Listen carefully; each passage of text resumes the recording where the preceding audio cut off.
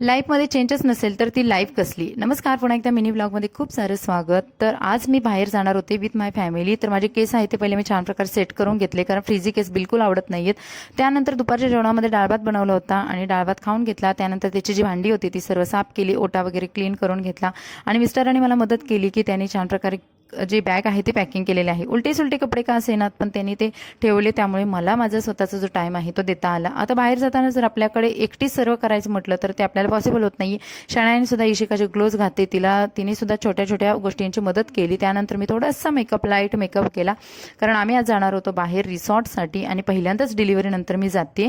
त्यानंतर इशिकाचा पण मस्त मेकअप करून घेतला, तिला काजळ पावडर लावलं. पण जाताना एक गोष्ट विसरली की इशिकाची पावडरच मी जाताना घेऊन नाही गेली.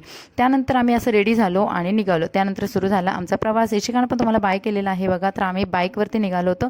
साधारणतः हार्डली 1 ते 1.5 तासाचा प्रवास होता आणि सूर्यसुद्धा बघा जरासा मावळतीला चालला होता, म्हणजे 4:30 नंतरच आम्ही निघालो होतो.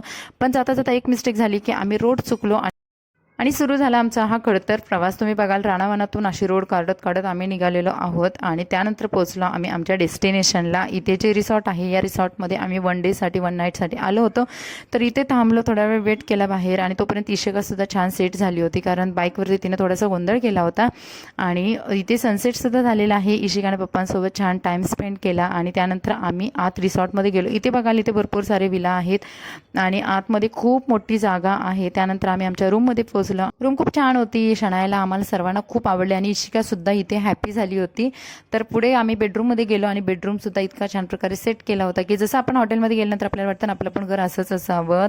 तर हा ब्लॉग इथेच एंड करते. भेटू नेक्स्ट ब्लॉगमध्ये. बाय.